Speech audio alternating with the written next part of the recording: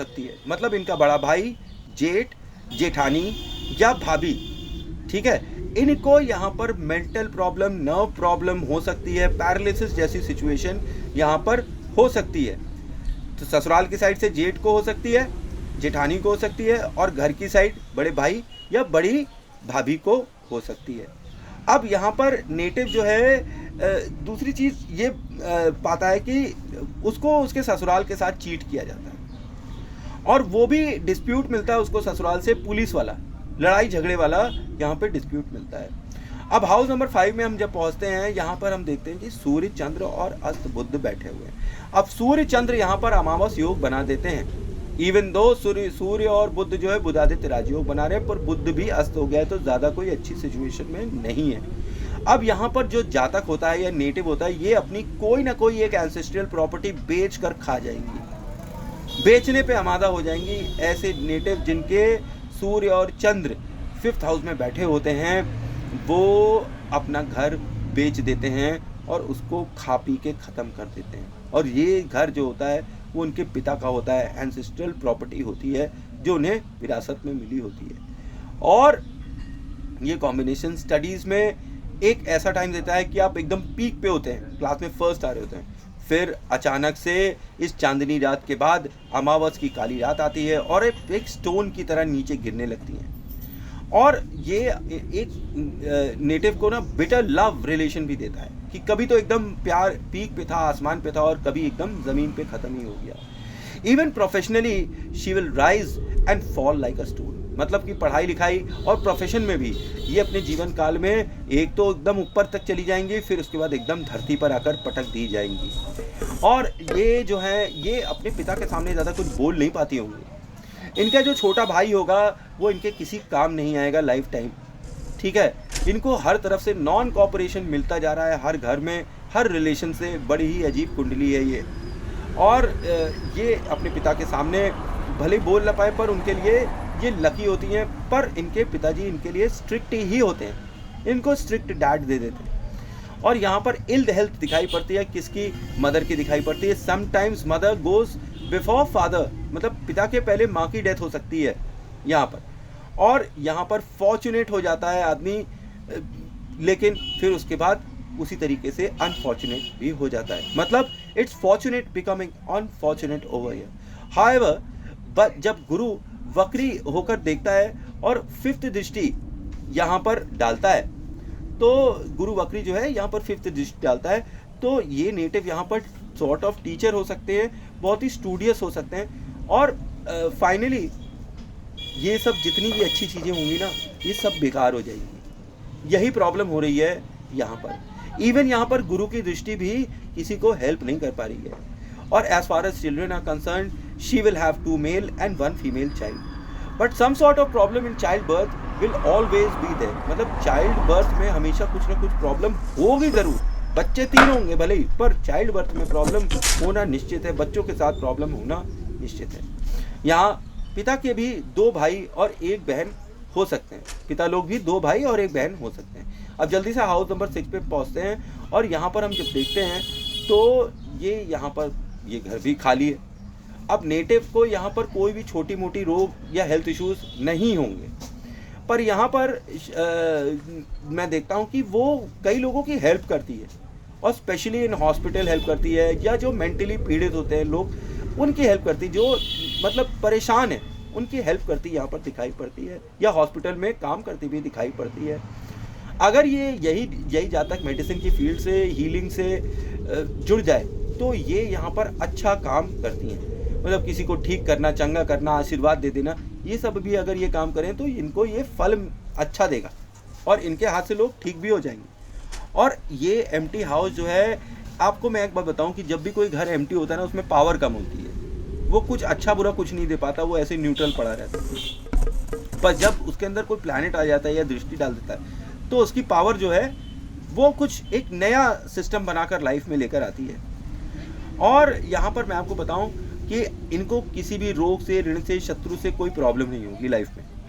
पर यहाँ पर ये इनको ये दिखाता है कि ये ज़रूर किसी बुढ़े इंसान की, किसी बुजुर्ग की, ओल्ड एज लोगों की हेल्प करती यहाँ पर दिखाई पड़ती हैं, क्योंकि यहाँ पर 7वीं दृष्टि जब 12वें घर पर पड़ती है तो वहाँ पर वक्री होकर गुरु और शनि दोनों आ जाते हैं। और यहाँ पर ये हेल्प करती होंगी उन लोगों को जिनको कोई ना कोई बीमारी होती होगी, कोई ना कोई प्रॉब्लम होती होगी, ठीक है, स्मॉल एलिमेंट्स की, जैसे किसी का सर दर्द और पीठ दर्द, बदन दर्द, छोटी मोटी बीमारियों को ये अपने आशीर्वाद से सही कर सकती हैं। और ये परहैप्स एक दरबार लगा सकती हैं किसी न किसी टाइम पर अपनी लाइफ में, क्योंकि यहाँ पर शनि और गुरु की युति हो रही है साधु योग। अब 6th हाउस किसका है? ऑफिस का है।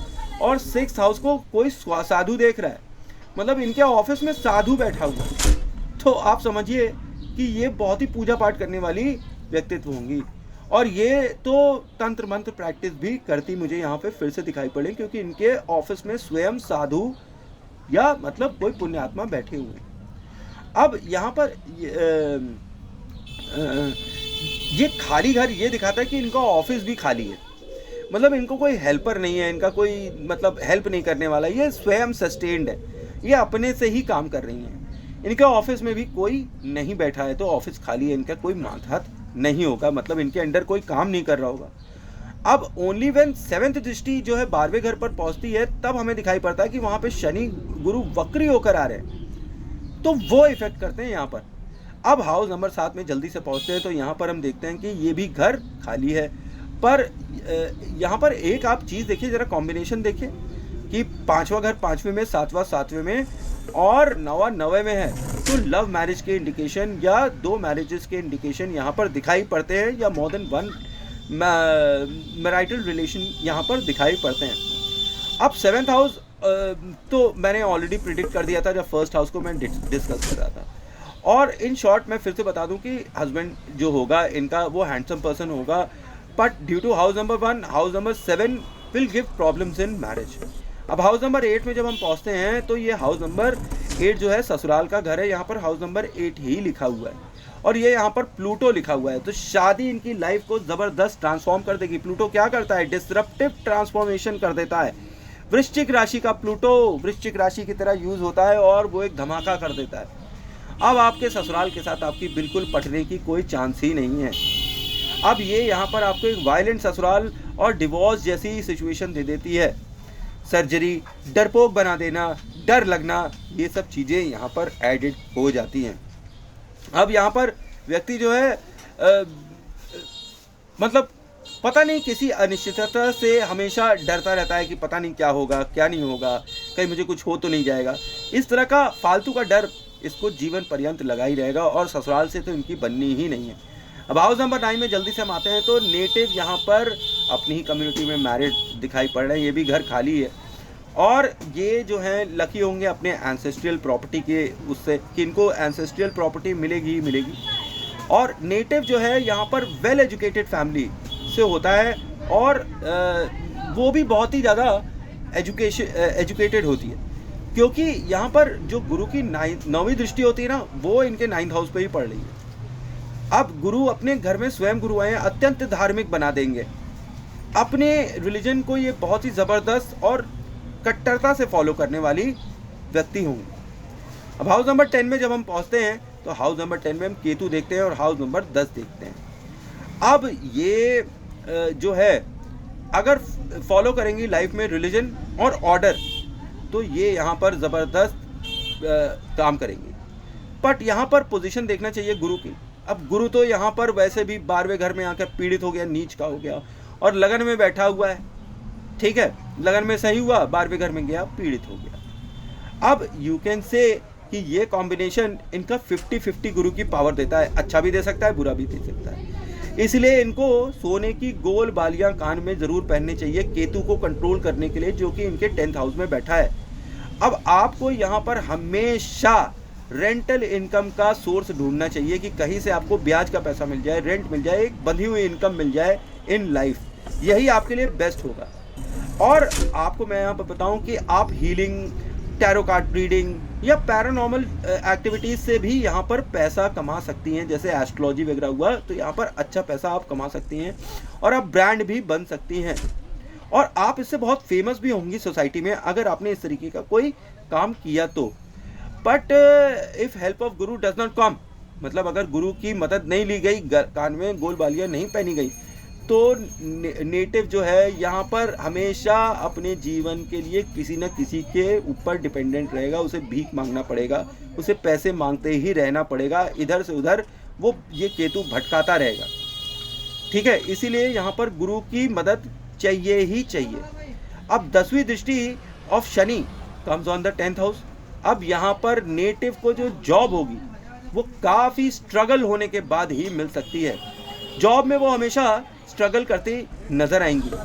और आपको यहाँ पर मैं एक सजेशन दूंगा कि आपको कोई प्रोफेशन के रूप में एक गुरु ज़रूर रखनी चाहिए, और आपको ये देखना चाहिए कि आप उनकी बातें माने और उनसे अपनी डिस्कशन ज़रूर कर लें, ख़ास तौर पे प्रोफेशन के लिए। अगर आप ऐसा करेंगी, और अपना मतलब आपको मैं बताऊं कि प्रोफेशनल काउंसलिंग यहाँ के लिए एक्सट्रीमली ज़रूरी है, और ये यहाँ पर हमेशा करनी चाहिए।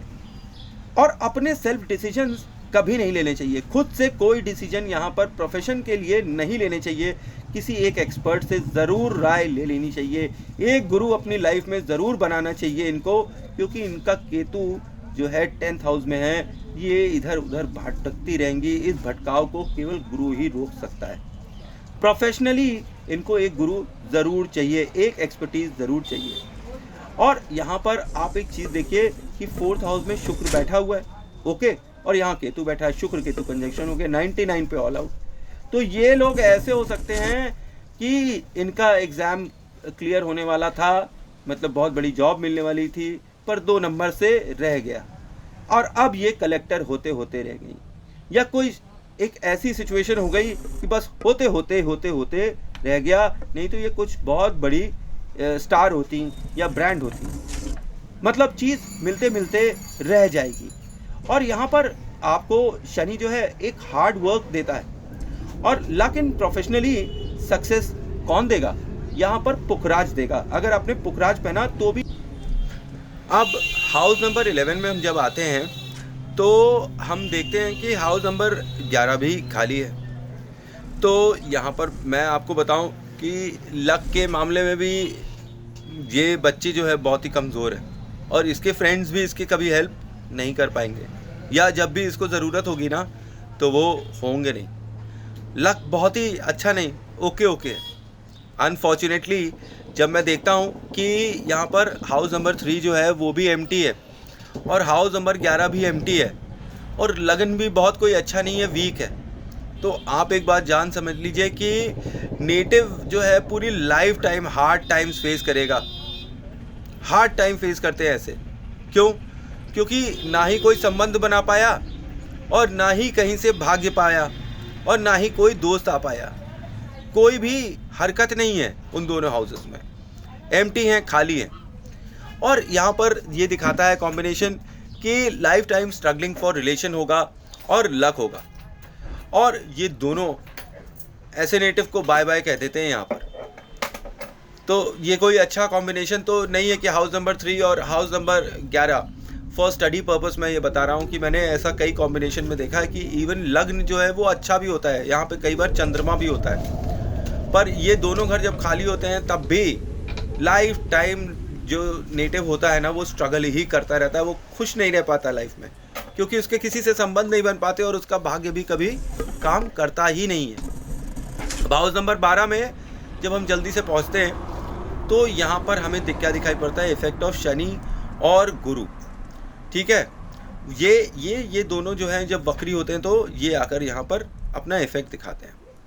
अब ये नेटिव को एक्सट्रीमली रिलीजियस बना देते हैं, और यहाँ पर एक्सट्रीमली रिलीजियस तो बनाते हैं, पर यहाँ पर नेटिव को तांत्रिक साधना, पीर साधना, ये सब चीज़ें जैसी देने लगते हैं कि तंत्र मंत्र करने वाला व्यक्तित्व बना देते हैं। नेटिव के जो दादा होंगे ना वो भी हीलर होंगे, तांत्रिक जैसे सॉर्ट ऑफ होंगे, कि कोई ना कोई डॉक्टर होंगे कि जो लोगों को दुआ देते होंगे तो उनकी दुआ कबूल फरमा ली जाती होगी। और आप के ऊपर जो शक्ति है ना उसमें आपके ये जो दादा हैं उनका ही हाथ है, क्योंकि आप यहाँ पर देखिए कि राहु की 9th दृष्टि आपके 12th हाउस पे पड़ रही है। तो राहु कौन होते हैं? राहु दादा होते हैं। तो घर के जो दादा हैं उनकी जो दृष्टि है वो आपके ऊपर पड़ रही है, और यहाँ पर शनि और गुरु ऑलरेडी प्रेजेंट है। तो यहाँ पर आपको एक बहुत ही स्लाइट पॉसिबिलिटी है, लेकिन है तो पॉसिबिलिटी, ज़रूरी ही पॉसिबिलिटी कि आपके ऊपर भी सवारी वारी आ जा सकती है। ये पैरानॉर्मल कॉम्बिनेशन मैंने फिर से देखा, अभी रिसेंटली मैंने एक बच्चा था कनाडा का, उसके अंदर भी देखा हुआ था ये पैरानॉर्मल कॉम्बिनेशन, और यहाँ पर फिर से मुझे वही पैरानॉर्मल कॉम्बिनेशन बनता दिखाई पड़ता है कि ये यहाँ पर खुद भी इन्वॉल्व होंगी, जैसे किसी मतलब कोई हीलिंग टाइप की चीज़ें करना, दुआ देना, आशीर्वाद देना, ये सब दरबार लगाना, ये सब चीज़ें करती मुझे यहाँ पर दिखाई पड़ती हैं। अब यहाँ पर जो एनर्जी है ये पॉजिटिव है कि नेगेटिव, ये हमें डिसाइड करना है कि इनके ऊपर किसी बुरी आत्मा का तो साया नहीं। तो मैं आपको यहाँ पर ये बता सकता हूँ कि इनके ऊपर जो भी एनर्जी है इनके ऊपर आती है, या इनके ऊपर इनके पीछे इनका हाथ है, वो एनर्जी जो है भले पिशाच योग बनकर बन रही है, लेकिन वो पॉजिटिव एनर्जी है। तो ऐसा कह सकते हैं कि इनके ऊपर जैसे कोई मज़ार होता है तो वहाँ के कोई बाबा होते हैं तो उनका हाथ होता है, वैसे टाइप से हो सकता है। जैसे कि आप फॉर एग्जांपल ले लें कि ये ख्वाजा मोइनुद्दीन चिश्ती की दरगाह जाती होंगी तो उनका हाथ इनके पीठ पर होगा, तो ये पॉजिटिव एनर्जी होती है। भले ही ये यहाँ पर शनि और राहु और गुरु ये सब मिलकर पिशाच योग और धर्म पिशाच योग बना रहे हैं, तो यहाँ पर ये कॉम्बिनेशन नेटिव को बहुत ही हेल्पफुल बना देता है। किसके लिए? लोगों के लिए। ये कई लोगों की हॉस्पिटल में बूढ़े लोगों की हेल्प कर रही हैं, या जो पैरानॉर्मल एक्टिविटीज़ से परेशान हैं उनकी भी हेल्प करती यहाँ पर दिखाई पड़ती हैं। और जो ये पैरानॉर्मल चीज़ें ना, ये इनको भी एक्सपीरियंस ज़रूर होंगी इनके लाइफ टाइम में। और दूसरी तरफ ये दिमाग को बड़ी क्रिपलिटी दे देता है, ये सुसाइडल टेंडेंसीज इंसान के अंदर भर देता है, जातक जो है वो गुमसुम सा रहने लगता है, साइकोसिस जैसी प्रॉब्लम होने लगती है, ब्रेन रिलेटेड या नर्व प्रॉब्लम भी यहाँ पर होने के बहुत ज़्यादा चांसेस हैं, ठीक है। और यहाँ पर मैं आपको ये भी बता सकता हूँ कि जो नेटिव होगा ना, वो आर्टिफिशियल मेकअप पहनकर दुनिया के सामने आएगा, क्योंकि आखिर कुछ भी हो, यहाँ पर गुरु और राहु की एनर्जी मिल रही है। राहु 4th हाउस से अपनी 9th दृष्टि से 12th हाउस को देख रहा है, और गुरु वक्री होकर 12th हाउस में पहुंच जा रहा है। तो यहाँ पर जब ये दोनों कॉम्बिनेशन आ रहा है तो आपको क्या याद आ रहा है? गुरु चांडाल दोष। तो गुरु चांडाल दोष आपको याद आ रहा है, पर यहाँ नेटिव जो है ना, इस दोष में एक नकली मेकअप पहनकर दुनिया के सामने आता है और दुनिया को वो बताता है कि जो वो है नहीं एक्चुअली। वो कहता है कि मेरे ऊपर 7 लोगों की सवारी आ रही है, 10 लोगों की सवारी आ रही है, या फिर मेरे ऊपर किसी की कृपा है। पर कृपा होती है क्योंकि यहाँ पर दिख रहा है पिशाचियों। अब ये कृपा किसी देवता की है कि नहीं ये तो नहीं पता, पर इनके एंसेस्टर्स की कृपा इनके ऊपर ज़रूर है, किसी बुजुर्ग बूढ़े की कृपा इनके ऊपर ज़रूर है। वो पॉजिटिव एनर्जी है, ये भी यहाँ पर दिखता है कम से कम मुझे, ठीक है। तो इसीलिए हीलर बन सकती है, और ये इनकी जो ड्रेस होगी ना, वो भी कोई स्पिरिचुअल हीलर जैसी ही हो जाएगी फाइनली, कि ये जो गेटअप लेंगी ना फाइनली, वो वैसे ही कोई स्पिरिचुअल हीलर, बड़ा स्पिरिचुअल इंसान जैसा कुछ होगा, कि जैसे माथे पर बड़ी बिंदी या गले में बड़ी बड़ी मालाएं, ठीक है, या मतलब काफ़ी ध्यान साधना, ध्यान करने में भी इनका कोई जोड़ नहीं होगा, मतलब ये मेडिटेशन में भी एक्सट्रीम लेवल तक जा सकती हैं, पैरानॉर्मल एक्टिविटीज़ का एक्सपीरियंस कर सकती हैं ये, और स्पिरिचुअल लीडर की तरह तो ये ड्रेस करेंगी ही करेंगी। पर यहाँ पर एक चीज़ है कि ये कॉम्बिनेशन एक बहुत ही स्पेसिफिक इंडिकेशन देता है कि ये अपनी जो भी पावर है इनके अंदर, जो इनके ऊपर शक्ति है, उसका जब ये कोई गलत इस्तेमाल करेंगी तो फिर ये पिशाच योग है, ये हमें याद रखना चाहिए। इनको बहुत नेगेटिव इफ़ेक्ट मिलेगा, और अगर ये लोगों की हेल्प करने के लिए अपनी शक्ति का यूज़ करेंगी, जैसे हीलिंग करने के लिए किसी को दुआ देंगी, तो इनका भी भला होगा। तो ये मैनिफेस्टेशन की पावर, हीलिंग की पावर इनके अंदर नेचुरली है। तो ये इस चीज़ का ध्यान रखें कि ये लोगों की हेल्प करें, उनका अच्छा करें, हित करें, उनको मतलब अब्यूज़िव ना रहें, उनके लिए बुरा ना सोचें, बुरा ना कहें, तो इनके लिए खुद के लिए बहुत अच्छा होने लगेगा। फिर इनकी लाइफ एक सही राइट डायरेक्शन पर जाने लगेगी। अब केतु की पोजीशन जो 10th हाउस में थी और यहाँ 12th हाउस की पोजीशन जो यहाँ पर दिखाई पड़ रही है, तो इनको अपने जीवन काल में कोई तंत्र गुरु या फिर कोई तांत्रिक मांत्रिक या ओझा तांत्रिक के साथ इनका ज़रूर संबंध होगा, वो इनका गुरु बन सकता है। पर इनको अपने जीवन में हमेशा गुरु का चुनाव बहुत सोच के करना चाहिए कि वो गुरु इनको कौन से रास्ते पर ले जाएगा, और ख़ास तौर पे इन प्रोफेशन कि प्रोफेशन में आप किसको अपना गुरु बना रहे हो, ये आपको बहुत सोच विचार के करना चाहिए, क्योंकि आपका प्रोफेशन जो है that is driven by Ketu, और केतु यहाँ पर कंट्रोल होंगे किससे? केवल गुरु से। भले ही ये शनि के मित्र हैं, शनि के साथ इनकी कोई अनबन नहीं होगी, पर यहाँ पर अगर गुरु पॉजिटिव होंगे तभी ही केतु एक्टिव होगा। तो गोल बालियाँ कान में पहनना बहुत ज़रूरी है ऐसे नेटिव के लिए। तो थैंक्स फॉर वॉचिंग। जय माँ काली, जय माँ तारा, आप सबका भला हो। आई होप आपको मेरी इन्फॉर्मेशन अच्छी लग रही होगी। इस बच्ची से मैं कह दूं कि मैं इनकी कुंडली जो है पिछले कल से मैं बनाने की कोशिश कर रहा हूँ, और कोई ना कोई बाधा, कोई ना कोई अड़चन, कोई ना कोई शक्ति आ जा रही है जो मुझको इनकी कुंडली बनाने से ही रोकती रह रही है। लगातार इतने हिंड्रेंसेस हुए, अपने आप स्पीकर बंद हो गया और लोग आकर चिल्लाने लगे, पता नहीं क्या क्या हो गया कल से आज तक में इनकी कुंडली बनाने में। इसीलिए इतनी लेट हो गई इनकी कुंडली बनाने में। इनके भाई साहब से मैं कहूँगा कि थोड़ा लेट हो गया, इसीलिए क्योंकि बिल्कुल भी मौका नहीं मिल रहा था। दूसरी बात, मेरी तबीयत बिल्कुल भी नहीं सही थी, और अभी भी कुछ खास नहीं है, पर फिर भी अब थोड़ी सही हो गई है, तो एनालिसिस कर आप लोगों की सेवा में हाजिर हूँ। वंस अगेन, जय माँ काली, जय माँ तारा, आप सबका भला हो।